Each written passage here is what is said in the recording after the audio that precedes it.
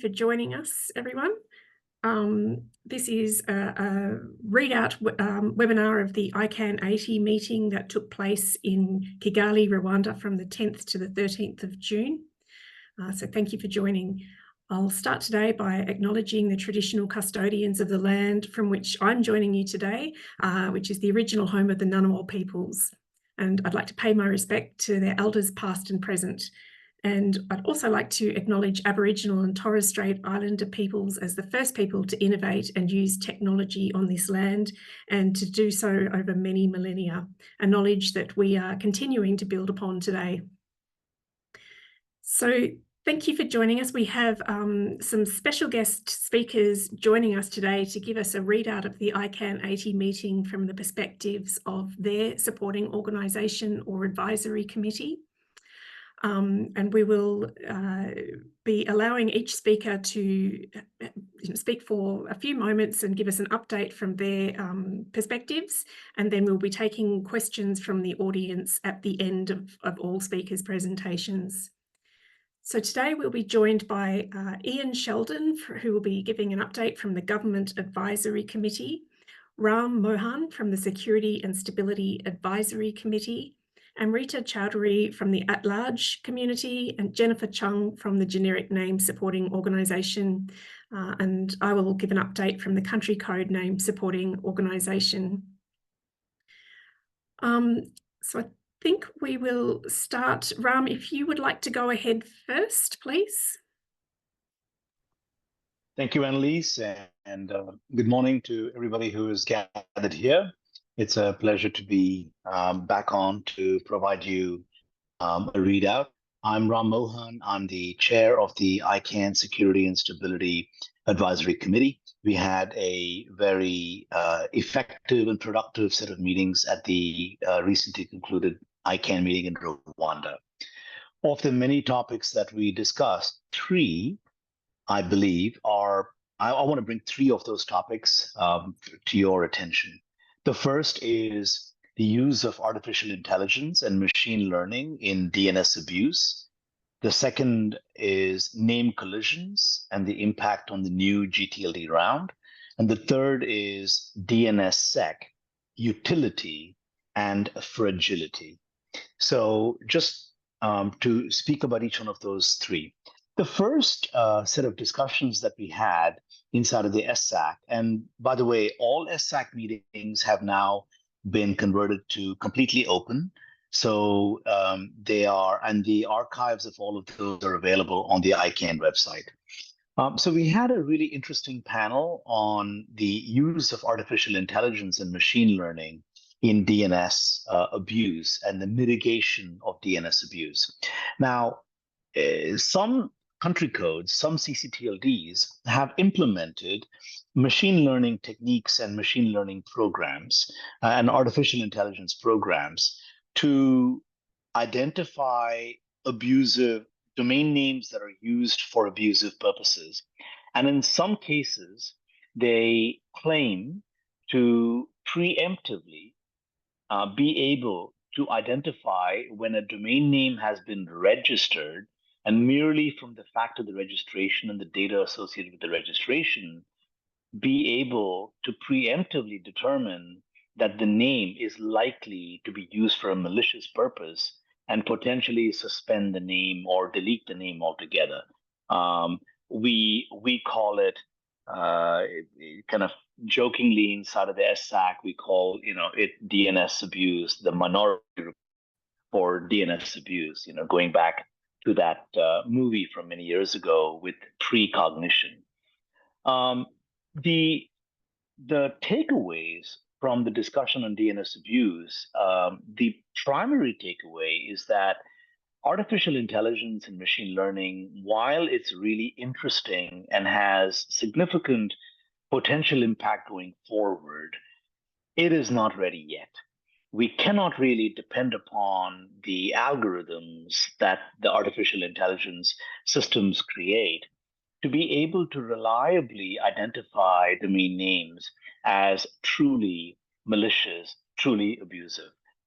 In fact, some of the biggest risks have to do with the false positives, with the fact that many of these names, you really cannot define whether it is a false positive or whether it is a false negative.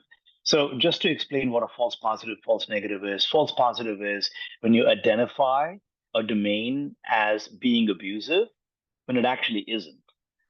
So an example might be breastcancereducation.au might be tagged by the AI algorithm as abusive because it has the word breast in it, but it might just be a legitimate name that is speaking about breast cancer education.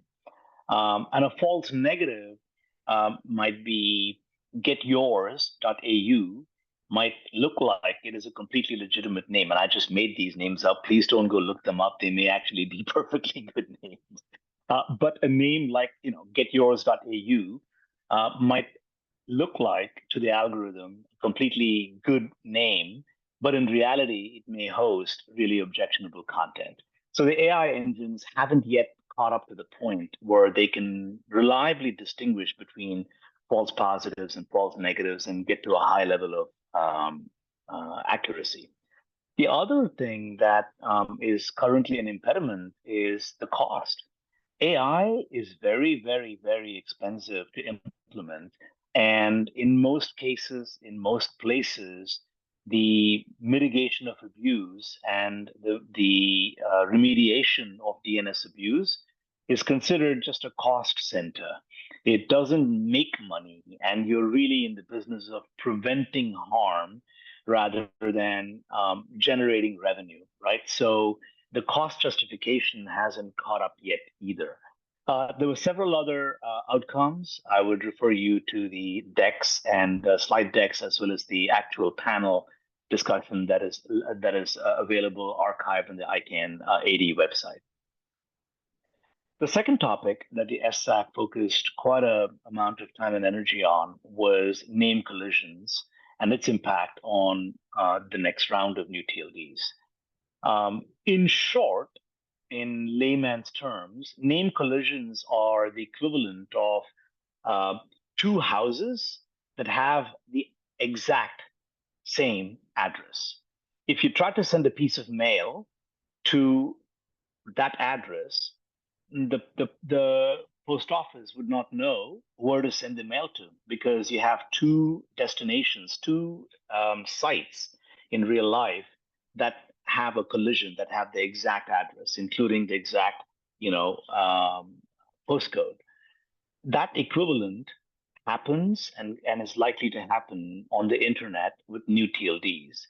That is really what name collision is. And the SSAC has put out a comprehensive report that says unequivocally that name collisions pose a persistent and serious threat to the security and stability of the internet.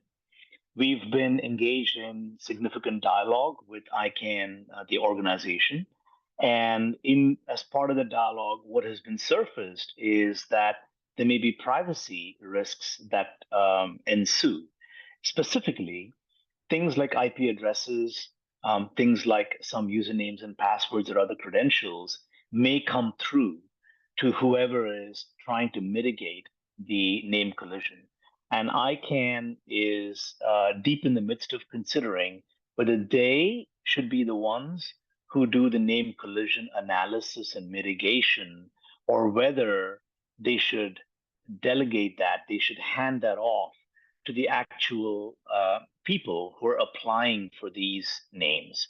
The SSAC is of a very clear opinion that it should be ICANN that looks at the risks, analyzes the risks, and then tries to find ways to mitigate the risk rather than handing it off to dozens, maybe scores of applicants who may have not equivalent either technical skills or reporting skills in order to be able to determine whether these names have collision problems or not.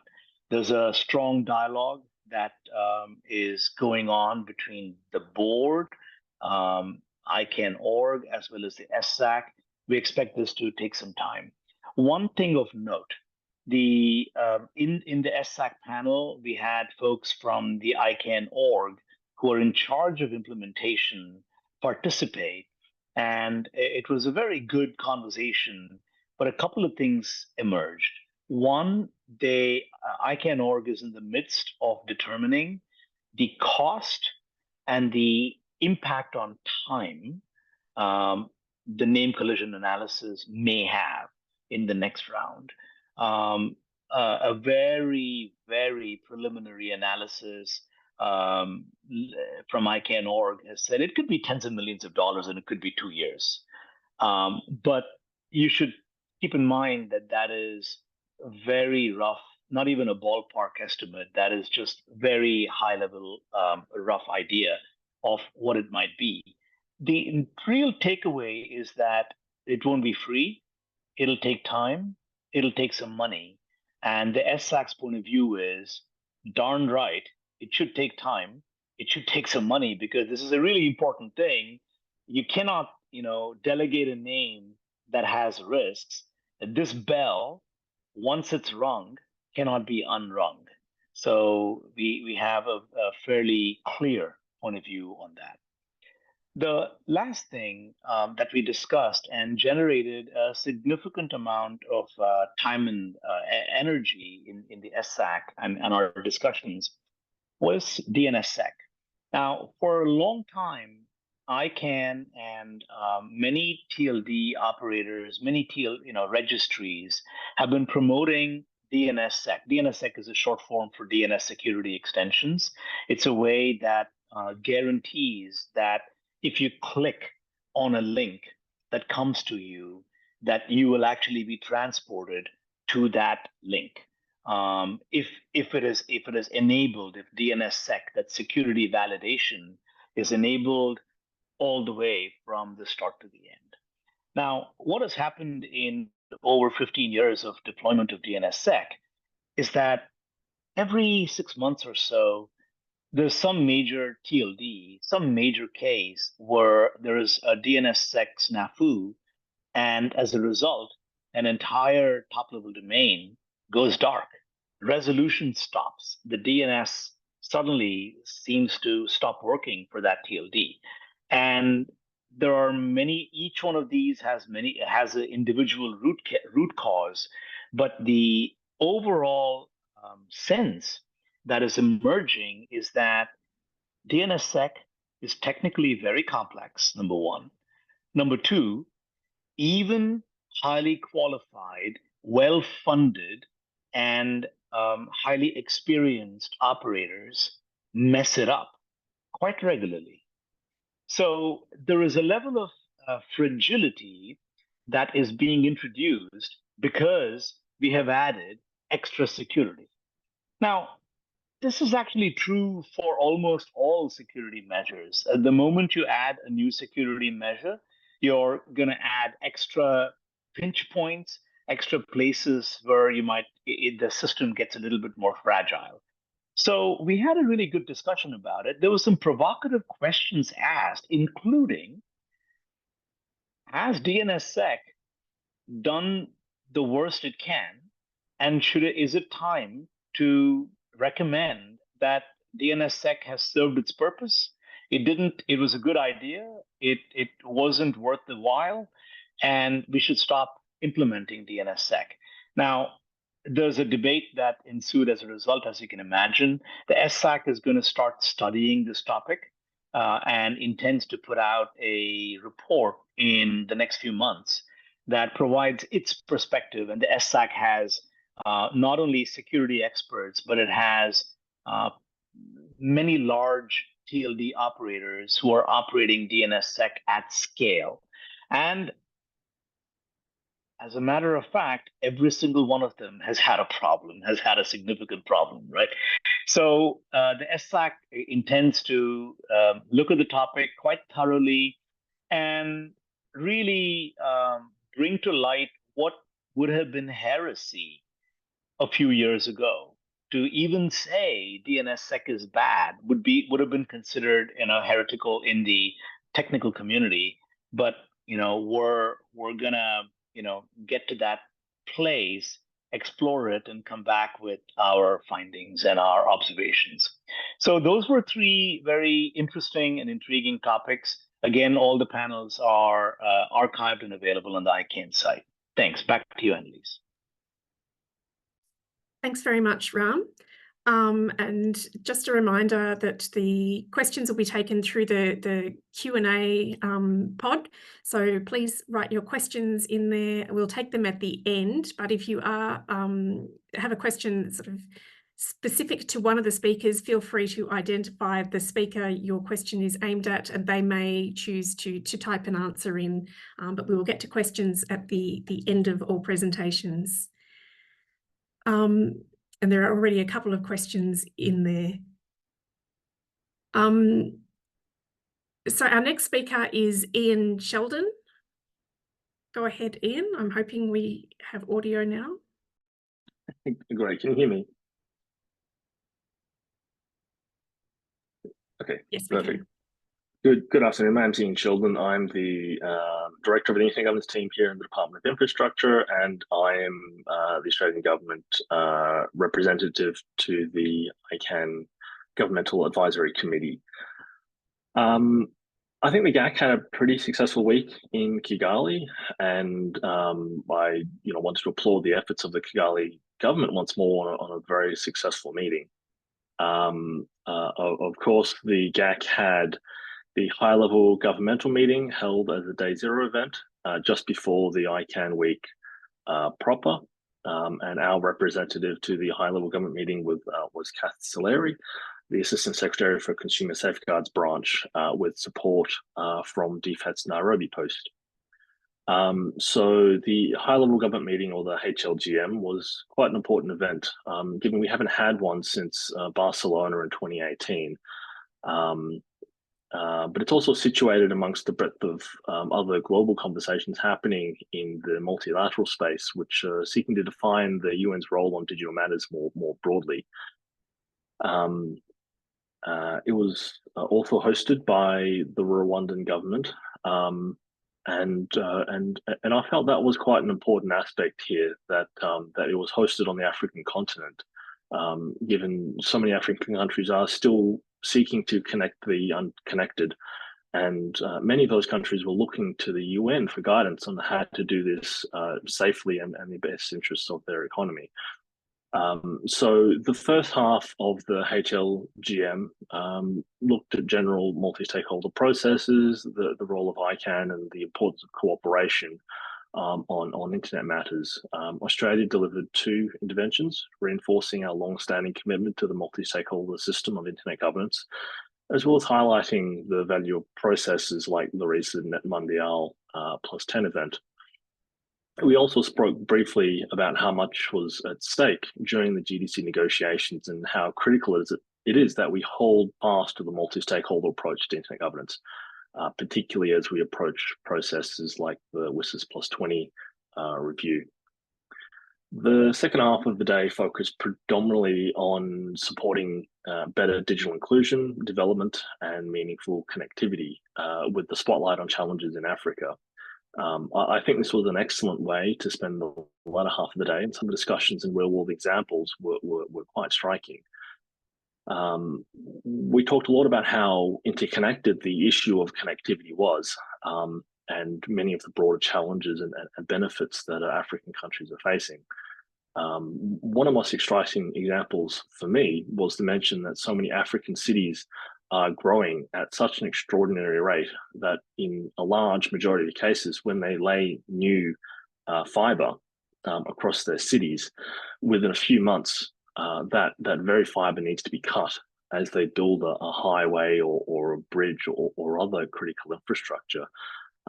Everything is modernizing at such an incredible pace, and that it's really quite difficult to ensure that all parts of the modernization is rolled out in harmony. So I think this stark reality was an excellent preface to the rest of the week for the GAC. And I really think about hearing about some of these incredibly complex and tangible challenges really helped ground the GAC, at least a little.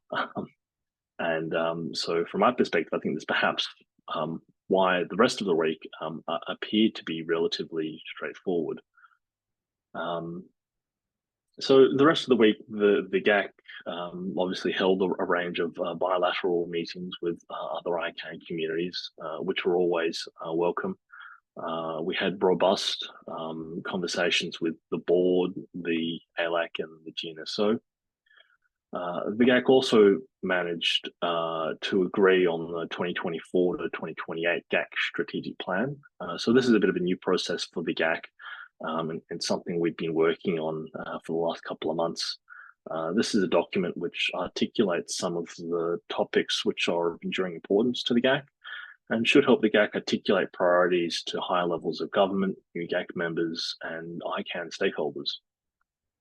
So more specifically, the GAC also spent a large portion of the week drafting our communique.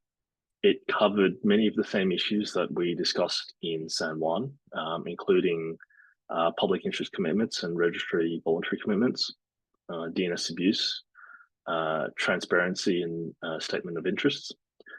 And interestingly, this time around, it also touched on DNSSEC, which is picking up on some of the issues that Ram was just talking about. The Kigali communique also included two pieces of advice to the board. One urging the board to continue building out the plan for the applicant support program, which seeks to support disadvantaged applicants through the next round of GTLD applications, and one advising the board against the use of private auctions in resolving contention sets in the next round of new GTLDs. So obviously the GAC is still quite focused on making sure all the preparations for the next round are in place and all the supporting mechanisms are thoroughly set up. I think the GAC continues to see a vital role for ICANN in helping support broad applicants in this next round. I think it's critical that we get as many broad countries from developed and developing countries applying for new GTLDs and really extracting as much value from the DNS as possible through this next process. A couple of other final bits and pieces. So the GAC election is now open for 2025 for our next cohort of vice chairs and potentially a new chair. So depending on the number of candidates, we could see a vote at the ICANN meeting in Istanbul before the new leadership assumes their role at the subsequent ICANN meeting. And finally, the GAC welcomed the announcement of ICANN's new CEO, Kurt Erik Lindqvist. All up, I think it was a relatively short meeting. The GAC really seemed to take a bit of a breather once we got through the high-level government meeting, and we'll be looking to pick up a large majority of work, likely intersessionally between now and the next meeting, with a little bit more breathing room. So I'd encourage you to have a read of the GAC communique if you want to learn a little bit more about what's on the GAC's mind. But of course, you're also welcome to reach out to me if you'd like to dig a little deeper on any of what I've just blasted through as well. Thanks, Annaliese. Thanks very much, Ian. We'll go next to Amrita Choudhury for a readout from the at-large community. Thanks, Amrita. Thank you, Annaliese, and hello, everyone. Just before I begin, at-large represents the interest of end users at ICANN. And since I belong to the Asia-Pacific region, we are the Regional At-Large Organization, or RALO, for this region is called APRALO, and I represent APRALO at the at-large. So overall for at-large community, we had our own sessions. There were about 12 sessions at ICANN80, and we also participated in community-led sessions. And the topics, we had a policy topic session where the key topics which were discussed was the next round of the GTLD program, the transfer policy review. There was a discussion on the registration data request, or RDRS as it is called, and internationalized domain names. And as had been mentioned by Ian, there was a joint session with the GAC where we discussed issues on DNS abuse mitigation because we feel that it is important for us. The next round and even the contention resolution, which Ram was referring to, and the application support program. The next round is important, and we feel from @large that the focus must be on communities and underserved regions. And the success of this round actually requires the expansion of the registry pool to support the inclusion of underserved, underdeveloped, indigenous communities, small businesses, not-profit organizations as potential applicants. We also had a joint session with SSAC, which Ram is representing, where there was a discussion on the risks of data manipulation mentioned in the Name Collision Analysis Project Study 2 report, which Ram was again mentioning, DNS abuse mitigation efforts. There was discussion of @large being part of the Safer Cyber campaign through our regional @large organizations, our @large structures, ALSs, and individual members within countries. There was also discussions on general security stability concerns and their impact on end users. Since we represent end user interests, we had engagement sessions where we aimed to engage with the ICANN fellows, next gen participants. We also had a discussion how many of our ALSs or @large structures are ISOC, I would say ISOC chapters, and how they can contribute further. We also had a discussion with ICANN.org on how the @large can collaborate in the new GTLD outreach program and engagement plan. There were discussions on timelines, phases, and initial discussion on how the @large community with our ALSs and individual members at the national level can support these initiatives. Of course, there's a lot more planning, etc., to be done, but we are also excited about the new round and the role @large can play. So as APRALO represents Asia Pacific, we have 5 different RALOs, and there was a coordination session where we had discussions how RALOs and the ICANN's GSE team, Sabe, for example, is looking after GSE from the Australia and Pacific region. We had a review on the outcomes of the outreach and engagement plan, which we had for the financial year 24, which ends by the end of June for ICANN, and discussed what could be the priorities for the next financial year. There was also a presentation on how a particular toolkit which is being designed for our new members, because they are very diverse and they need that kind of hand-holding. And especially since the meeting was in Africa, APRALO, which is African Regional @large Organization, hosted 2 roundtables. One was on enhancing internet infrastructure in Africa for having a more inclusive and internet, because as Ian was also mentioning, building infrastructure is important. And the other was on multilingual internet, the opportunities and challenges it presents, because we feel it is important. Some of the topics which were of interest for @large is the RDRS, or the Registration Data Request Service, because we feel it is important and we believe that it should be centralized. There should be a centralized data request and reporting is essential. We also believe that it needs to cover domains under management over time and get more registrars to participate on it. And there is also a need to continually improve over time to meet the requesters' needs better, and also find a way to resolve the urgent requests raised by GAC. Of course, our teams also participated in the expedited policy development process related to IDNs, the space 2, which is working on variants, and we at the second level, and we do have our specific points out there.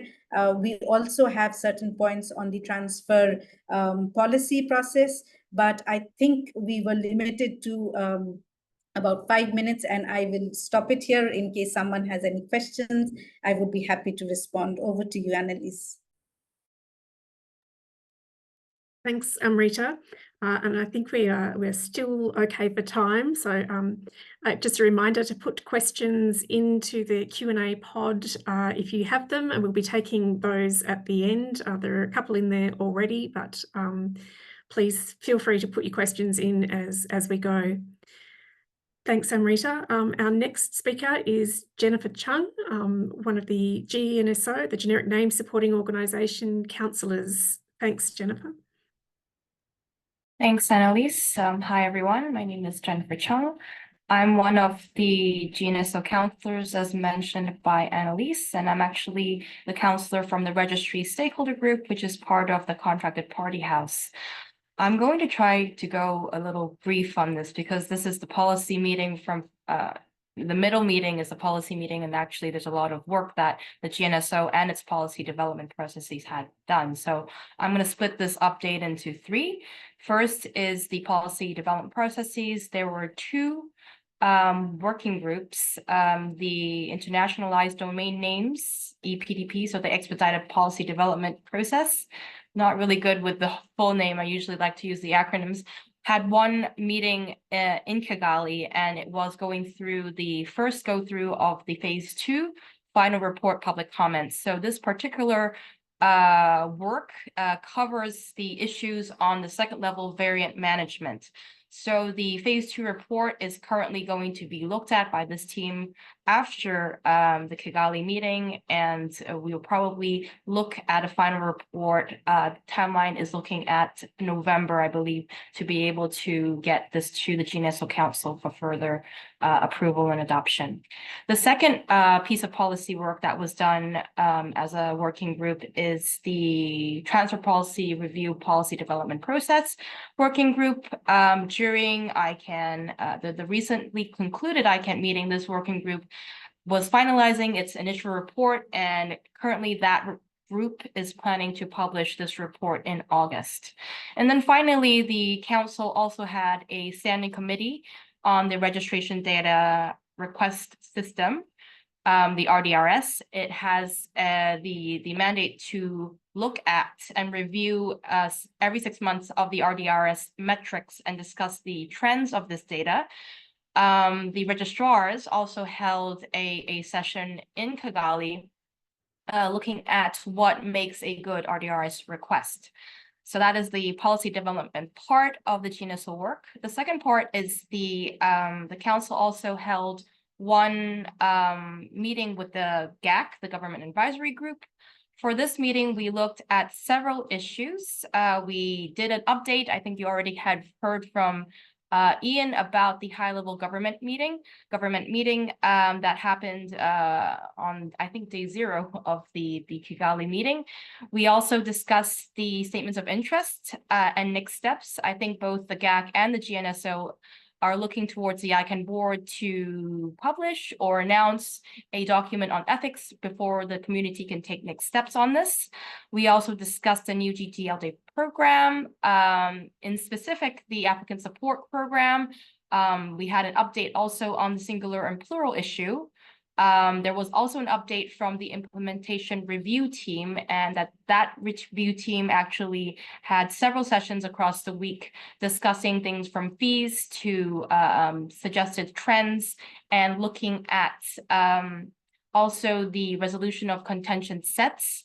The RVCs were also an item that the GNSO Council talked with the GAC. And then finally, we looked at 2 more items, the diacritics, which is what we call the .Quebec issue, but it's really the Latin diacritics report.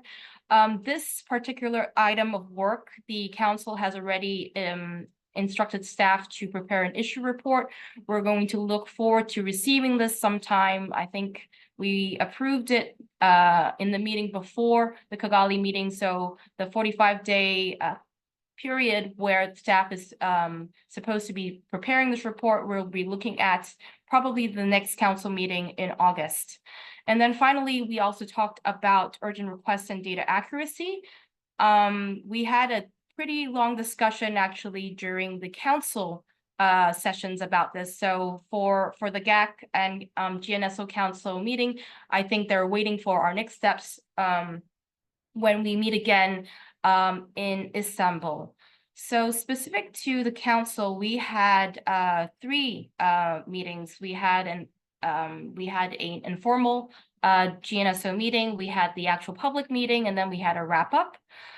During these 3 sessions, we talked about the vote, which was looking at the request for the policy status report. This particular vote was looking at the policy status report for expedited domain deletion policy and the expedited registration recovery policy. Because that staff currently has quite a lot of items coming down the pipeline, we decided that this particular work does not need to be started immediately. And in fact, here,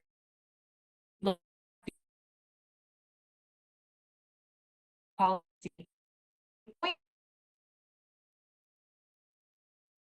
We're having some audio issues, Jen. You've just cut out and frozen.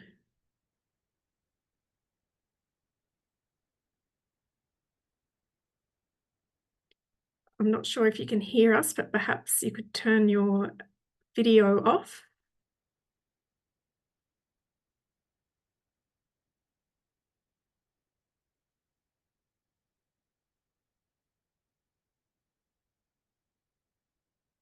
No, I think we may have temporarily lost Jennifer. So we will give her back the microphone if she returns. But in the meantime, I think I'll just start with the update from the ccNSO perspective. So the ccNSO is the country name supporting organisation, which is where the ccTLDs like .au participate within ICANN. So we continued a discussion that was begun a couple of meetings ago about potential policy gaps within the ccNSO. Policies for ccTLDs are determined at the national level, and each ccTLD sets its own policies, but the ccNSO is the policy authority for the global policy framework that sort of defines how how IANA, the Internet Assigned Numbers Authority, relates to ccTLDs in the root zone. So there has been recognition that there might be some policy gaps that emerged following a situation where the manager of one ccTLD had died and the organisation he was working for didn't want to take over the responsibility for running the ccTLD, and that sort of posed questions about, well, what does ICANN do? Who needs to be consulted? What happens in these cases? So there's been some work to sort of look at the existing policies and see whether they should be perhaps consolidated into a single policy, and exploring whether there are any gaps to deal with, you know, sort of any gaps in the existing policy, and exploring how to deal with sort of future unknowns. So the policies are spread over several different documents. There's been some discussion about whether it would be better to have it all in a single document. And a group of ccNSO councillors has been considering these issues over several meetings, but there will be a working group established to continue exploring those issues. The next steps in that work will be to prepare an overview of the current policies and guidance related to ccTLDs, and perhaps any details of the gaps in the current policies and practices relating to the delegation or transfer and retirement of ccTLDs and other IANA naming function services. So they will be preparing to advise Council on how they should be addressed, how these policy gaps should be addressed. So this is ongoing work that will happen at ICANN81 and beyond. There was also quite a bit of focus on ICANN's strategic planning. There was a session, a plenary session for the community to provide reactions, thoughts, responses to the draft strategic plan for 2026-2030. And there was also a ccTLD session to provide ccNSO perspectives. The Strategic and Operational Planning Committee is a ccNSO committee that coordinates the participation of ccTLD managers in ICANN's strategic and budget processes. And I think from auDA's perspective, the draft strategic plan still seems to be perhaps a little reflecting too much caution and focus on processes and the assumption that things will continue as they always have. And our CEO, Rosemary Sinclair, made a couple of interventions in the ccNSO session as well as the plenary session, just referring to some work that auDA has been involved in as well about the coalition on technical community stakeholders who are working to coordinate and provide input into some of the UN processes that are taking place this year and next year that could impact on the multi-stakeholder governance of the internet. I think we would like to see ICANN start thinking about some of those, identifying the risks and talk about sort of evolving and strengthening the multi-stakeholder internet governance system and defending and strengthening ICANN rather than just sort of approaching its strategic plan from a position of status quo. And the other sessions, other work that took place that might be of interest is we held a session on how ccTLDs contribute to a better world through work that they're doing to support the achieving of the Sustainable Development Goals. So the session was drawing links between the Sustainable Development Goals and some of these UN processes that have been talked about quite a bit at ICANN and elsewhere, the Global Digital Compact and at the World Summit on the Information Society. There's been, to a casual observer, I guess it could seem like these processes are focused on internet governance because we keep talking about how their outcomes could impact on the governance framework. But these processes have their origins in development and like the Global Digital Compact, the purpose of that is to close the digital divide. And so the session we held was just about drawing those connections for the community. And we did have ICANN's interim CEO, Sally Costerton, speaking about the importance that ICANN places on the work to achieve the SDGs. And we heard from the ccTLDs from France, Zimbabwe and Brazil about some of the initiatives that they're working on within their ccTLDs to address one or more of the SDGs. And there was one more piece that was perhaps of interest to the broader community. There was a session on DNS abuse and the GTLD registrar accreditation changes to contracts and whether there was anything from those that could be lessons learnt for ccTLDs. So the amendments to the GTLD contracts include definitions of DNS abuse, which is defined as malware, botnets, phishing, farming and spam, where spam is used as a delivery mechanism for one of those other forms of abuse. And I think the main message for ccTLDs out of that was to, don't reinvent the wheel. Perhaps we could adopt the same terminology and definition and align any new processes or any new policies with the existing DNS abuse policies. So I think those were the highlights from the ccNSO, and I see Jennifer has rejoined us. Jennifer, we did lose you a little towards the end of your presentation. So I'll just remind everybody for questions to go into the Q&A pod. But Jennifer, I'll pass back to you if you wanted to sort of revisit the last part of your presentation. Sure. Thank you, Annaliese. Apologies for my poor connection. I'm now on my mobile hotspot. Just to finish up on the update, specifically to do with the GNSO Council, I think I was up to the part regarding the accuracy check-in. I think there was quite a lot of conversation the GNSO Council had with the GAC, and also, within the community, there's been a lot of interest in this particular part. And from the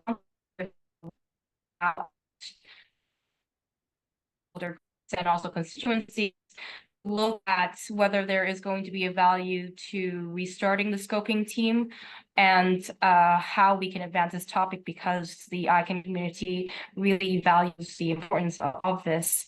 I guess I'll give you a little bit of more context from the registry point of view, or the contracted party house point of view. For us, we're looking at the registrar audit and survey that is pending, the completion of the data processing agreement between ICANN and the contracted parties, and also the implementation of the NIS2 directive. And lastly, the publication of the inferential analysis of maliciously registered domain study.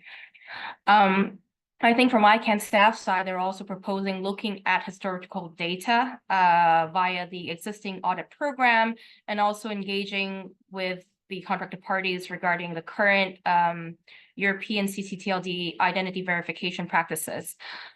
Speaking again from, the contracted parties' point of view, I think all of these suggestions can be viable, but when we go back to the council and discuss in our July meeting, I think we'll see that there is going to be quite a lot of different considerations and aspects coming in from the different SGs and Cs regarding data accuracy. So I think that is also going to be a large topic when we discuss in our July meeting.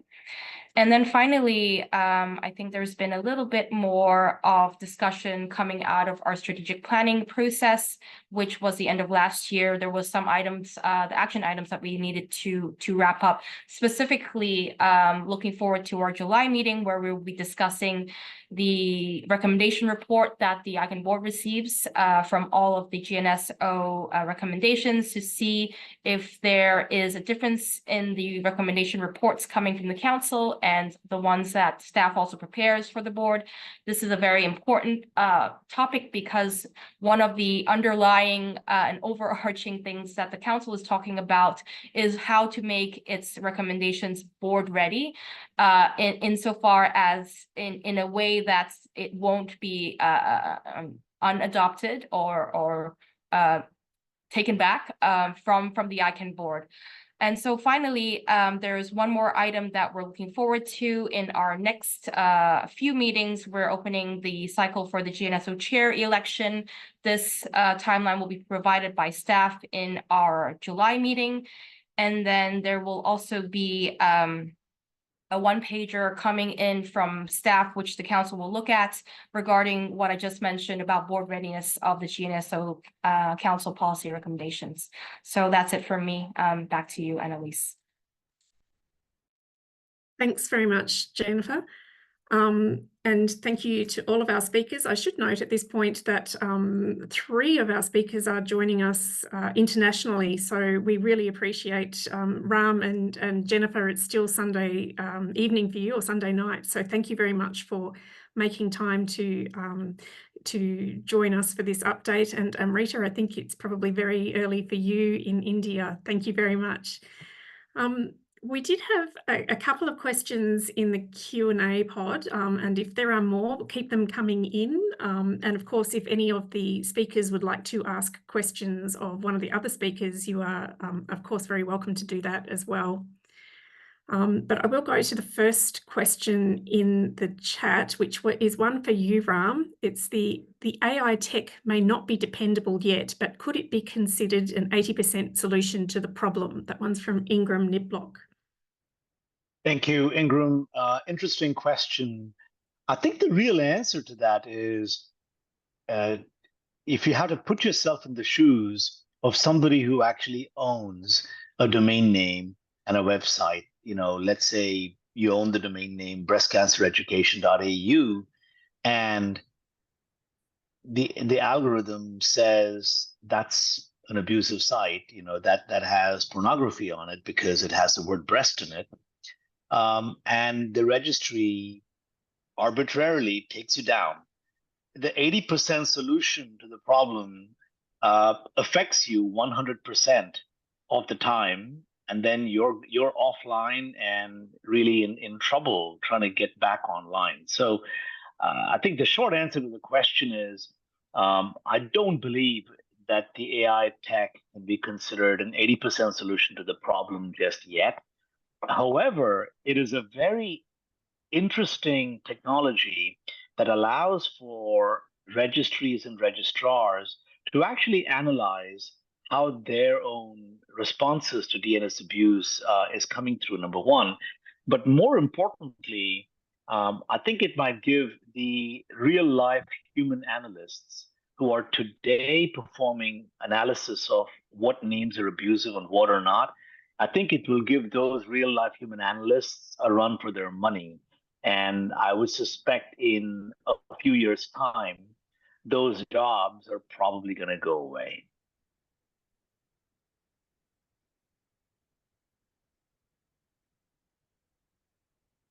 Thanks, Ram. I hope that answered your question, Ingram. There is another question on DNSSEC, which is also for you, Ram. But any questions for any of the other speakers, please put them in the chat, in the Q&A.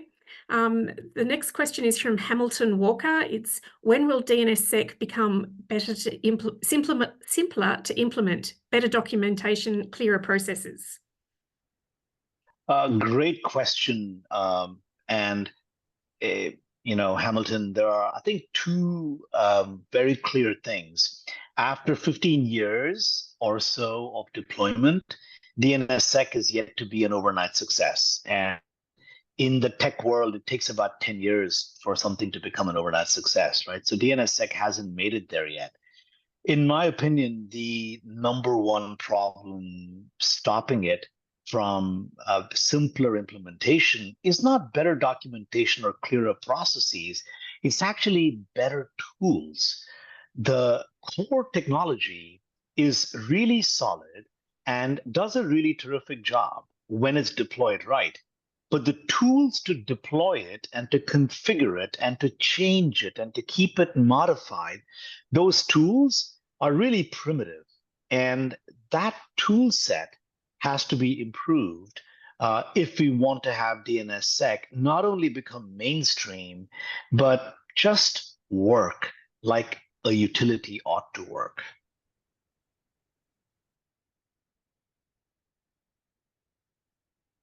Thanks, Ram. So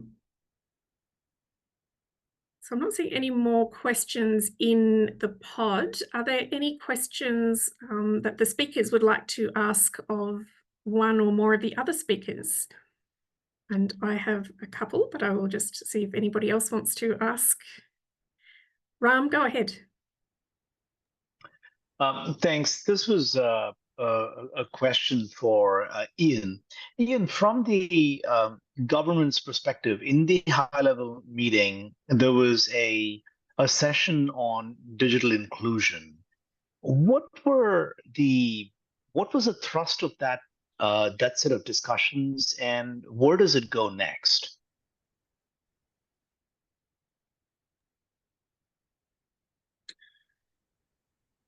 Thanks, Ram. It's a fantastic question, and I think I'll take the second part first. I mean, I think the next steps piece is less clear, and that's really where the GAC needs to start thinking about what's important to us. How do we start bringing some of these broader concerns to ICANN? How do we start working as a community to address some of these issues? And I mean, and I guess on some of the broader digital connectivity topics that we discussed were, I think the types of issues that I think you generally hear in most of the other discussions around how do we touch on digital literacy? How do we make sure that there's better inclusion for those using the internet? To be frank, I was hoping for a little bit more robust discussion. There was a large structure of the actual day was largely general interventions and pre-arranged speeches, and there wasn't as much back and forth between the audience or panel members as I was really hoping. I think that's where we really need to go next. How do we move beyond a lot of the same talking points that we've been talking about for decades? How do we move into actual real action and real implementable plans? And certainly, I think that's at the core of what we'd be looking to discuss around the WSIS plus 20 review processes. That's what a lot of the countries are looking to get answers to.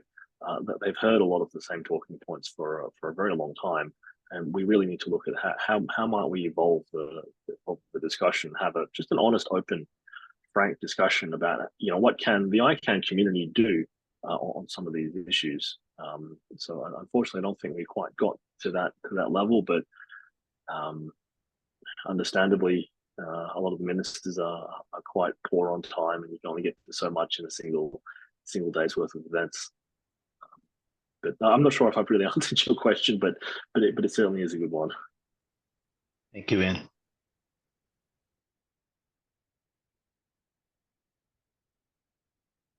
Thanks, Ram, and thanks, Ian. Ram, I also wanted to ask you, the SSAC has sort of recently had more open meetings. Meetings used to be sort of behind closed doors, but it's opened up. I just wondered how that was going. What sort of level of community engagement is there? Like, are you seeing more people come in and take notice of what the SSAC is doing? How is that going? Annaliese, has been fantastic. The response from the community has been just outstanding. Very positive signals and direct responses from folks saying, we knew you were wizards, but we didn't actually know how the wizardry happened. And we're saying, actually, no wizards, no magic happening here. There is just a lot of real stuff that gets done. And this is permanent now. All meetings will hereafter, from the start of this year, as I started, taking over the SSAC's chair from the beginning of my term, we've decided all meetings will be in public. The other thing that we've also done, Annaliese, that has been really exciting, has been at each of the ICANN meetings now, on the last day, we have an open mic session where anybody from the community can come and ask any of the SSAC members questions on any topic that they have an interest in, and that SSAC members may be able to respond to. And that has been just outstanding. We had at this meeting, we had very deep discussions about DNSSEC. At the prior meeting, the ICANN79 meeting, we had a lot of questions on, hey, why is SSAC not diverse enough? In Puerto Rico, we were 35 people, 31 were men, and almost all were North American and European, Caucasians, right? So there were serious questions asked. And so we're making so it's great feedback. We're making strong progress. We have our first African woman who has joined the SSAC, and there are 6 more from around the world who are teed up to come into the SSAC. So the short form of it is strong momentum, tremendous outpouring of support and reinforcement from the community. When we've been in meetings with the ALAC, for example, those meetings have been going really well. And as Amrita mentioned, we're starting up a joint campaign with the ALAC. We're calling it Safer Cyber, which is intended to help educate people about better cyber hygiene, foundational things that will make for a better online experience, right? So it's a exciting kind of new start and lots of great energy around it. Thank you for asking. Thanks, Ram. That sounds interesting. I had assumed that it would be all at a very technical level, but I might make the opportunity to pop my head into an open session next time. There is another question in the chat. It's about the policy gaps between ccTLDs. It says, I mentioned, it's for me, I mentioned policy gaps between ccTLDs. Can you shed light on what you think is the main contributory factor that aggravates the gaps? Is it national government policies? And perhaps I was a bit unclear, so apologies if I was. The policy gaps is not so much at the individual ccTLD level, which are dealt with nationally, but the gaps in global policy for the ccNSO. There is very little ccNSO policy because of that sort of the ccTLDs being dealt with nationally rather than subject to ICANN's policies. But there is a need to have some global policies. So the gaps are really, the policy work there is really to see if there are gaps in the ICANN policy framework relating to ccNSOs, which the ccNSO itself develops. So there has been quite a lot of work done over the years. There's been, work done by a group in the ccNSO to look at the policies, but I think the gap is, well, the potential gap is things like, what do we do in unforeseen circumstances, like somebody, a ccTLD who had been delegated to a particular individual. If that individual dies, what happens? And so the main factor contributing to that, I think, is that these issues hadn't really arisen before. ccTLDs many years ago, 20, 30 years ago, were sort of delegated. And so with the passing of time, we may experience more of these issues about what do we do. So there needs to be some sort of process or guidelines or policy for ICANN to follow. And so the ccNSO will embark on further exploration of that work and what do we do to address some of these issues. So I hope that has clarified. And please let me know if I haven't, but yeah, it's not so much at an individual ccTLD level, but the global ccNSO policy level. Are there any other questions for the speakers? Did the speakers want to ask a question of another speaker?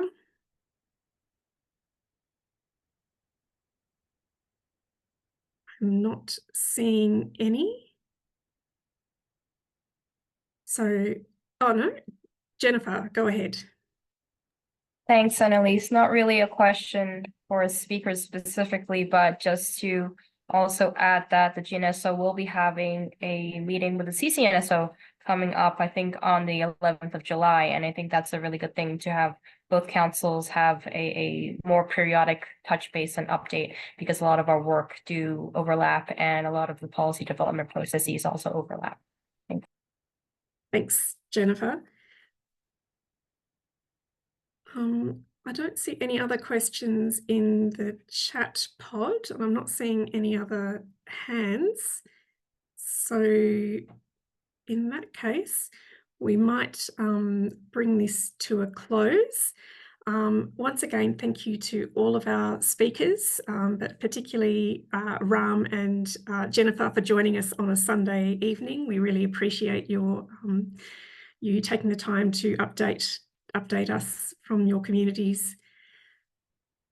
So if you haven't already, I would like to encourage you to sign up as a .au member, just to stay up to date on news and events from auDA and from the Australian internet community.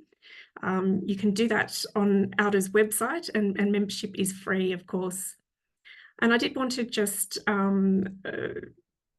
shout out that the Australian Internet Governance Forum, or AUIGF, which for the last few years has been known as NetThing, it will be taking place in Melbourne on the 28th and 29th of October.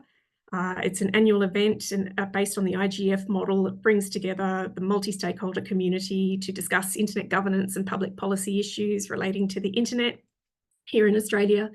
And that will be a hybrid event, of course, and more upcoming events will be posted on auDA's website. So again, thank you all for joining us. Thank you to all of our speakers. I'm seeing Amrita drop in the chat that she would like to invite everyone to the Asia Pacific Regional IGF in Taipei in August as well. Thanks, Amrita. Thank you everyone for joining us, and thanks to all our speakers. Meeting's closed. Thank you, Annaliese.